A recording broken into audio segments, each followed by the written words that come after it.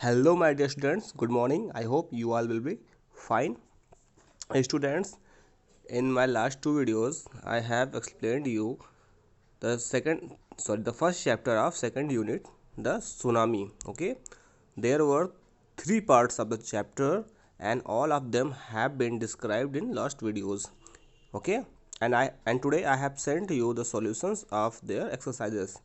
So if you have any doubts, you want to know anything, you can check.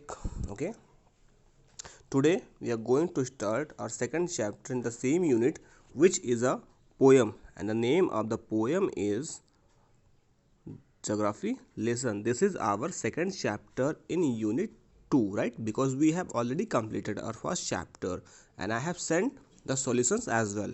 Okay, so write them in your fair copy and then read and know about this chapter. Okay, बच्चों, मैंने आपको first chapter जो unit 2 का first chapter है उसका word meaning के साथ साथ आपको एक्सरसाइज सॉल्यूशन भी आपको मैंने पीडीएफ फॉर्म में सेंड कर दिया है। आप लोग उसको अपनी फिर कॉपी में करें, और अगर कुछ छूटा हुआ है यूनिट 1 या यूनिट 2 के फर्स्ट चैप्टर में तो आप मुझे बताएं, मैं उसका भी सॉल्यूशन आपको सेंड कर दूंगा। ओके स्टूडेंट्स, बट आज हम इस चैप्टर को स्टार्ट करेंगे जो हमारा सेकेंड चैप्टर है इस यूनिट का, ठीक है, और वो है ज्योग्राफी लेसन। ओके, और मैं आज आपको इसकी समरी और वर्ड मीनिंग भी आज ही आपको उसको सेंड कर दूंगा। ठीक है बच्चों, ओके लेट्स स्टार्ट नाउ। बच्चों, आपने लास्ट चैप्टर में क्या पढ़ा था? आपने लास्ट चैप्टर में पढ़ा था ज्योग्राफी के बारे में। ये जो पूरा यूनिट है वो ज्योग्राफी के बारे में ही है। अगर आप देखें फर्स्ट चैप्टर तो भी क्या था, डिजास्टर, अपने सुनामी डिजास्टर के बारे में पढ़ा, and that is somewhere related to geography, ठीक है, and that is a part of geography. आप जानते हैं कि जो आपने पढ़ा सुनामी वो ज्योग्राफी का पार्ट है, ठीक है। तो आज वो जो चैप्टर था वो भी पूरा ज्योग्राफी पे बेस्ड था, मैंने आपको बताया, ठीक है, एंड बहुत ही अच्छा चैप्टर था, सर्वाइवल पे था, ठीक है। आप सबने जान लिया, बहुत कुछ उसमें से जानने को मिला आपको। आपने जाना कैसे कैसे ज्योग्राफी जो चैप्टर जो अगर आप उसकी समझ रखते हैं तो कैसे टिपिकल टाइम में, ठीक है, डिफ़िकल्ट टाइम में आप अपने आप को सर्वाइव कर सकते हैं। या फिर आपने एनिमल्स के बारे में जाना कि उनके पास सिक्स्थ सेंस होते हैं, वो पहले से ही सेंस कर लेते हैं जब भी कोई डिजास्टर या कुछ ऐसा डेंजरस सिचुएशन होती है तो, ठीक है। और आपने ये भी जाना सुनामी होती क्या है, कैसे हम लोग अगर बचना चाहें उससे तो कैसे हम लोग उसको जो है सर्वाइव कर सकते हैं सिचुएशन में। तो ये कितना हेल्पफुल था, आप लोग पढ़े होंगे, जाने होंगे, ठीक है, एंड आई होप कि आपको बहुत कुछ समझ में आया होगा और जानने को मिला होगा। चलिए आज हम अपना सेकंड चैप्टर जो पोएम के थ्रू कुछ इसमें से मैसेज दिया गया है ज्योग्राफी लेसन के थ्रू, आज जानने की कोशिश करते हैं कि भाई क्या लेसन दिया हुआ है, ठीक है, ज्योग्राफी लेसन। चलिए देखिए, तो ज्योग्राफी लेसन ये चैप्टर का नेम ही है ज्योग्राफी लेसन। आप सब जानते हैं ज्योग्राफी का मतलब भूगोल होता है। क्या होता है? भूगोल। अच्छा बच्चों, भूगोल का मतलब क्या होता है? आपने बहुत बार पढ़ा होगा ज्योग्राफी, कि आपने जानने का मतलब किया कि ज्योग्राफी का आया कहाँ से है ये जो वर्ड है। और लेसन तो सब जानते हैं, मतलब पाठ होता है, या फिर आप कह लीजिए सबक या सीख, कुछ भी कह लीजिए, ठीक है। तो देखिए ज्योग्राफी जियो मतलब होता है, जियो का अर्थ होता है अर्थ। क्या होता है बच्चों? अर्थ होता है। ओके, सो स्टूडेंट्स, जियो मतलब होता है अर्थ, ग्राफी मतलब आप सब जानते हैं जब किसी चीज़ को ग्राफ में रिप्रेजेंट करते हैं, ठीक है। तो अर्थ को रिप्रेजेंट करने वाला, ठीक है, किसी ग्राफ में रिप्रेजेंट करना, उसी को ज्योग्राफी कहते हैं, यानी भूगोल, ठीक है। यानी जो भी हमारा साइंस है जिसके अंदर हम लोग पृथ्वी के बारे में यानी कि अर्थ के बारे में पढ़ते हैं, उसी को ज्योग्राफी कहते हैं। Is it clear? ठीक है, तो चलिए देखते हैं। Can you imagine Can you imagine what your city would look like if you saw it from 10,000 feet above from the ground? कह रहा है आप इमेजिन कर सकते हैं क्या, जब आप अपने शहर को या अपने कस्बे को, ठीक है, 6 फीट ऊपर से देखें। 6 फीट ऊपर का मतलब क्या है? ठीक है, कहीं ना कहीं 6 फीट ऊपर आप हवाई जहाज़ से उड़ रहे हो और अपने शहर को देखें। Neatly planned and perfect in proportion like a geometry design. तो आपको कैसे मालूम चलेगा?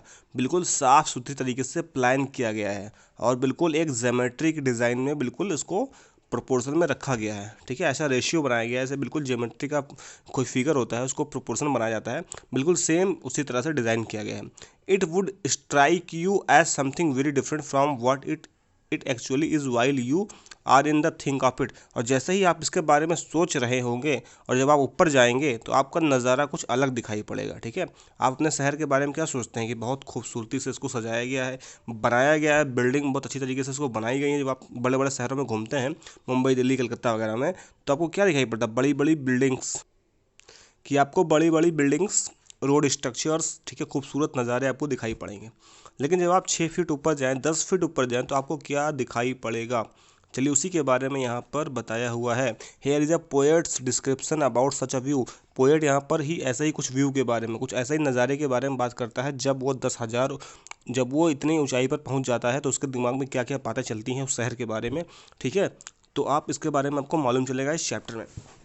देखिए, when the jet sprang into the sky, jet मतलब क्या है? जहाज। ठीक है, कह रहा है पोएट हवाई जहाज की यात्रा कर रहा है, कह रहा है जब जहाज आसमान में उड़ा, स्प्रैंग, स्प्रैंग मतलब स्प्रिंग का सेकंड फॉर्म है। ठीक है, और स्प्रिंग मतलब होता है भाई उछाल मारना। ठीक है, तो उसने कंपेयर किया है कि जब जो हमारा इस जेट था, जब जहाज था, उसने हवा में उछाल मारे। आप उछाल तो मारेगा नहीं, उसका मतलब है वो हवा में जब ऊपर पहुंचा, जब हमारा जहाज ऊपर आसमान में पहुंचा, it was clear was a city, तो ये बात बिल्कुल साफ हो चुकी थी कि जो शहर है हमारा, had developed the way it had, कि इसको इस तरह से डेवलप क्यों किया गया है, हमारे शहर को इस तरह से भाई डेवलप क्यों किया गया है। जब कहता है कि जब हमारा जहाज आसमान के करीब पहुंचा, तो ये बात बिल्कुल साफ हो चुकी थी कि शहर को इस तरह से डेवलप क्यों किया गया है, इसको इस तरह से क्यों बनाया गया है।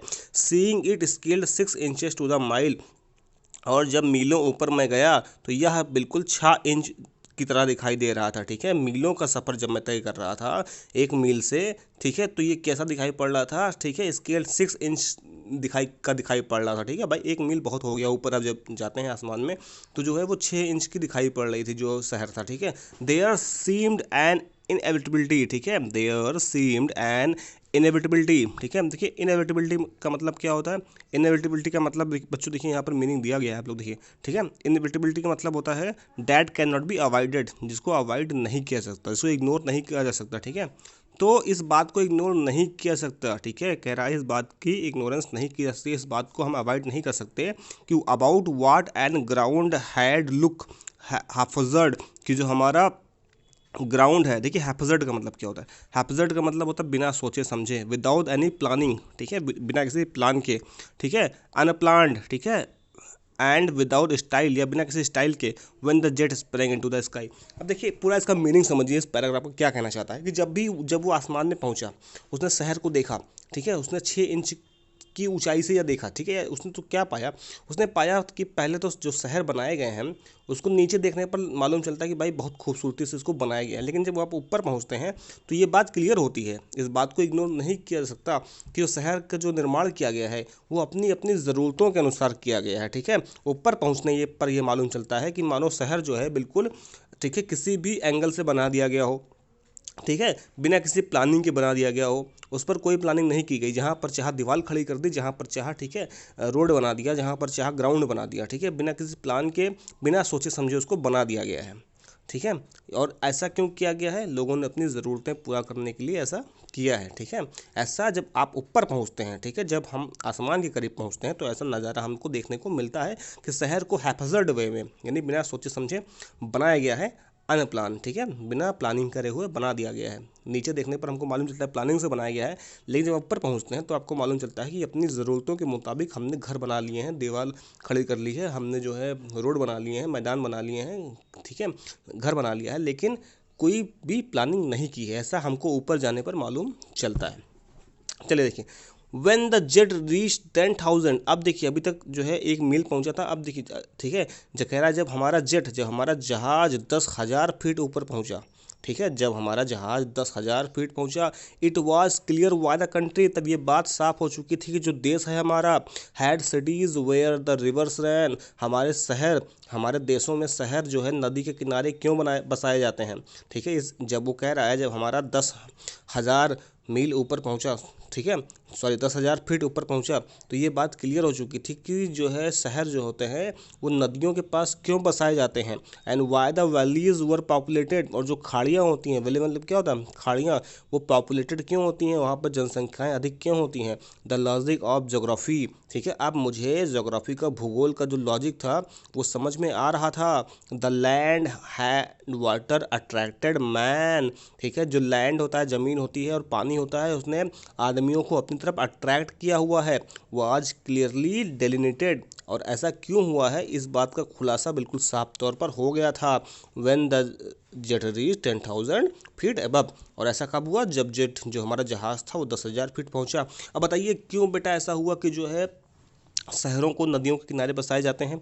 क्या कहना चाहता है पोएट कि भाई मुझे ज्योग्राफी का लॉजिक समझ में आ गया, क्योंकि जो पानी होता है, ठीक है, वो कहीं ना कहीं जो पानी है, ज़मीन है, वो क्या है, हमारे शहरों के लिए बहुत ज़रूरी है, ठीक है, कल्टीवेशन के लिए ज़रूरी है, ठीक है, हमारे खेतों के लिए ज़रूरी है। हमारी पानी हमारा क्या है भाई, पानी के बिना हम जीवित नहीं रह सकते, ठीक है, नमी ज़रूरी है पानी के लिए। इसीलिए उसको ये बात क्लियर हो चुकी थी कि पानी जहाँ पर लैंड हो, जहाँ पर ज़मीन हो और पानी हो, वहीं पर शहर बसाए जा सकते हैं, ठीक है। इसीलिए उसको ये बात क्लियर हुई कि भाई क्यों पानी जो है, जहाँ पर नदियाँ बहती हैं उनके किनारे क्यों जो है शहरों को बसाया जाता है, इसी वजह से, क्योंकि वहाँ पर जो है हमारा, हम जो है, हम हमारे जो शहर हैं वहाँ पर पानी की व्यवस्था सुचारू रूप से चल सके, ठीक है, वहाँ पर हमारा कल्टीवेशन वगैरह सही से चल सके, इसीलिए हम शहरों को जो है नदियों के किनारे बसाते हैं। ओके, चलिए देखिए, when the jet rose 6 miles high, अब देखिए कह रहा है जब हमारा जहाज 6 मील ऊपर पहुँचा, ठीक है, it was clear the earth was round, तो यह स्पष्ट हो चुका था कि जो हमारा पृथ्वी है वह गोल है,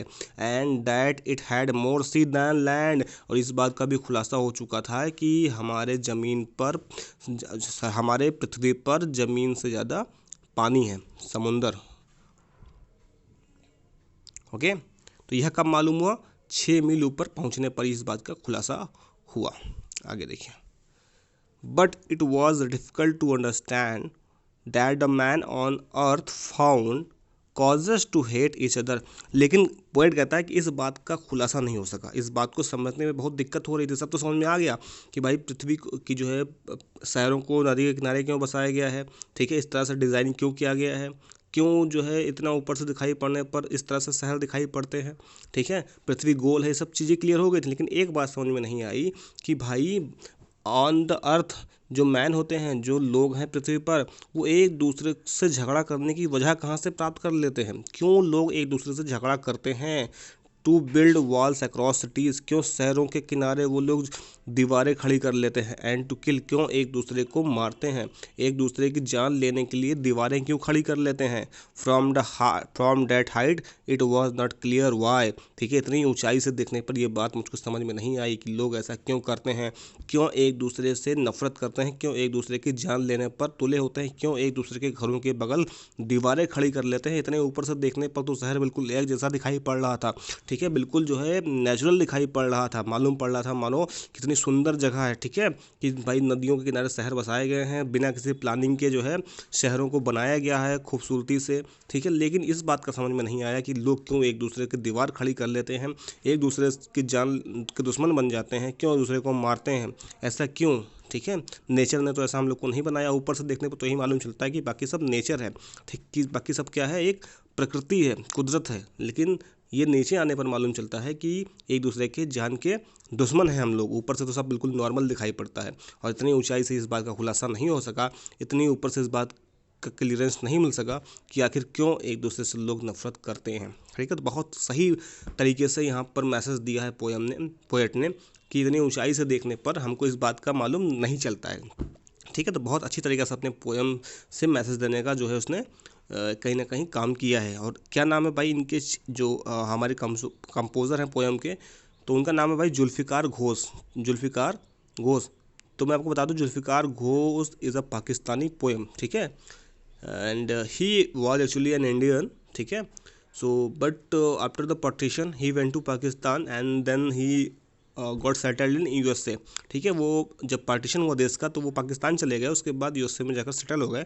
वहाँ पर कुछ पोएम वगैरह या स्टोरीज वगैरह उन्होंने राइट करी। इनके बारे में आप लोग पढ़ लीजिएगा, अच्छे पोएट हैं, हालांकि पाकिस्तानी है, डजेंट मैटर, आप लोग पढ़ लीजिएगा, ठीक है। चलिए देखिए, आपको पोएम समझ में आई होगी, आपको समरी में सेंड कर दूंगा अभी। ठीक है, देखिए वर्किंग विद द पोएम क्या करना है आपको।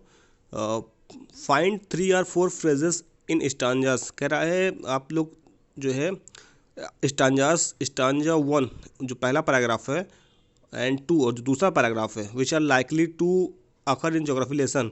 ठीक है, तो 2 या 3 फ्रेज मतलब क्या होता है, जो मुहावरे टाइप के होते हैं। ठीक है, जो पूरा सेंटेंस नहीं होता, छोटा सा सेंटेंस होता है लेकिन पूरी अपनी मीनिंग दिखाता है। फ्रेज आप सब जानते हैं, सेंटेंस पढ़ा है कौन, फ्रेज भी पढ़ा है। फ्रेज क्या होता है, जो सेंटेंस तो नहीं होता, ठीक है, पूरा सेंटेंस तो नहीं होता, 2-3 पार्ट होते हैं वर्ड के। ठीक है, ग्रुप ऑफ वर्ड तो होता है लेकिन ठीक है उसका पूरा कोई मीनिंग भी होता है लेकिन वो सेंटेंस नहीं होता। ठीक है, तो ये आप देख लीजिएगा, आपको फ्रेज निकालना है। जैसे फ्रेज का एग्जांपल मैं दे दूँ, इन द वाटर, पानी में, तो पानी में। ठीक है, तो पानी में कोई सेंटेंस तो है नहीं लेकिन ये फ्रेज है एक। ठीक है, तो इस तरह से आपको फ्रेज निकालने हैं। एग्जांपल के तौर पर मैं आपको एक फ्रेज दिखा देता हूँ यहाँ पे, देख लीजिए। ये देखिए, इनटू द स्काई, ये फ्रेज है एक। ठीक है, तो इस तरह से आपको और फ्रेजेस यहाँ से निकालने हैं। ओके बच्चों, तो आप लोग देखिएगा। चलिए फिर देखिए बच्चों, scene from the window of an aeroplane. जब आप एरोप्लेन की विंडो पर बैठते हैं, अगर आप लोगों ने सभी सफ़र किया हो एरोप्लेन से, ठीक है, अगर किसी ने भी किया हो या फिर नहीं भी किया है तो आप लोग यूट्यूब वगैरह पे आप लोग व्लॉगिंग देख सकते हैं, कैसे वहाँ से आपको बहुत सारे व्यू मिल जाएंगे। ठीक है, अगर आपको व्यू देखना है कि एरोप्लेन से कैसे आपको व्यू दिखाई पड़ता है यहाँ पे पृथ्वी का, तो आप लोग यूट्यूब चैनल्स पे आप लोग देखिए। ठीक है, आप लोग सर्च कर लीजिएगा the view of earth from an aeroplane window. ठीक है, तो आपको पूरा व्यू दिखाई पड़ जाएगा वहाँ से कैसे दिखाई पड़ता है। ठीक है, आप लोग अगर नहीं कर सकते तो आप लोग इतना तो कर सकते हैं ना, व्लॉग वगैरह देखा करिए आप लोग, स्पेस वगैरह का साइंटिफिक व्लॉग्स देखिए, है ना। तो देखिए शहर कैसा दिखाई पड़ता है जब आप एक एरोप्लेन की विंडो पर बैठे होते हैं, तो जो सिटी होता है, अपीयर मतलब क्या होता है, दिखाई पड़ना ना, तो कैसा दिखाई पड़ता है, एज हैफेजर्ड एज ऑन ग्राउंड। ठीक है, पहला है कि बिल्कुल उसी तरह से जैसा कि ग्राउंड पर दिखाई पड़ता है, एज नीट एज मैप, या बिल्कुल साफ़ सुथरा दिखाई पड़ता है। ठीक है, जैसा कि मैप पर है। या फिर तीसरा है एज डेवलप्ड एज नेसेसरी, या फिर बिल्कुल उसी तरह से उसको निर्माण किया गया है जैसे कि ज़रूरत के मुताबिक, कि ज़रूरत के मुताबिक शहर को हमने निर्माण कर लिया है। ठीक है, उसको डेवलप कर लिया है, शहर के जैसी हमारी ज़रूरतें हैं उस तरह से उसको हमने डेवलप कर लिया। तो मैंने आपको बताया है ऑलरेडी, इसके बारे में कौन सा सही होगा आप उसको देख लीजिएगा। Mark the right answer. ठीक है, राइट आंसर को मार्क कर दिएगा। देखिए क्वेश्चन नंबर 3 में, which of the following statements are true. ठीक है, which of the following statement are example of logic of geography. इसमें से ज्योग्राफी का लॉजिक का कौन सा एग्जाम्पल है, जो कि पोएट ने एक्सप्लेन किया है बाई ज्योग्राफी का लॉजिक, कि हमारा जो ज्योग्राफी के मुताबिक कौन सा सही है इसमें से। ठीक है, देखिए there are cities where there are rivers, कह रहा है जहाँ पर नदियाँ हैं वहाँ पर शहर होते हैं। ठीक है, यानी मतलब नदियों के पास शहर को बसाया गया है। Cities appear as they are from 6 miles above the ground, कह रहा है जब हम ग्राउंड से 6 मील ऊपर जाते हैं तो जो हमारा शहर जैसे यहाँ से दिखाई पड़ता है वैसे ही वहाँ से दिखाई पड़ता है। ये सही है क्या? ठीक है, थर्ड बताइए, it is easy to understand, कह रहा है ये बहुत समझने में आसान बात है। वाई वैलीज आर पॉपुलेटेड, कि खाड़ियाँ जो है इतनी जनसंख्या क्यों होती है वहाँ पर, इतनी पॉपुलेटेड क्यों है। एंड फोर्थ है, it is difficult to understand, ये बहुत है कठिन है समझने में। Why humans hate and kill one another, कि लोग एक दूसरे से नफरत क्यों करते हैं और एक दूसरे को क्यों मारते हैं। ठीक है, इस बात का समझ में नहीं आता। फिफ्थ है, द अर्थ इज़ राउंड, पृथ्वी गोल है।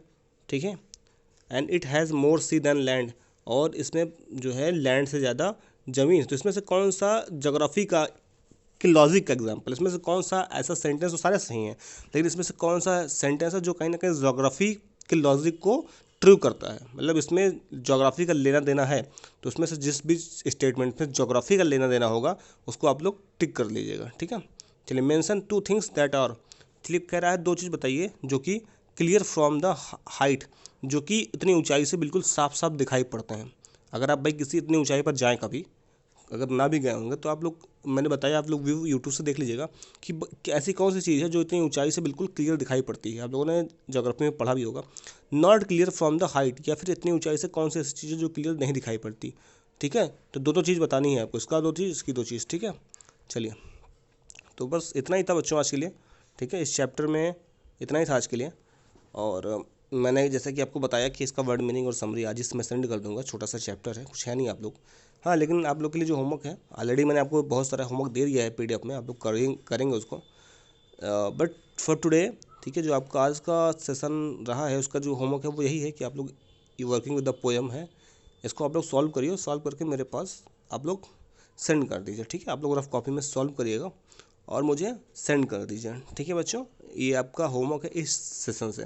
बाकी मैंने आपको दे दिया है और शाम तक इस चैप्टर का भी मैं आपको पूरा साइज सोल्यूशन दे दूंगा, ताकि हम आसानी से नेक्स्ट अब जो है ग्रामर की तरफ बढ़ सकें, ठीक है। हम वहाँ से भी कुछ टॉपिक अब ग्रामर की तरफ भी स्टार्ट करेंगे। And that's all for today बच्चों।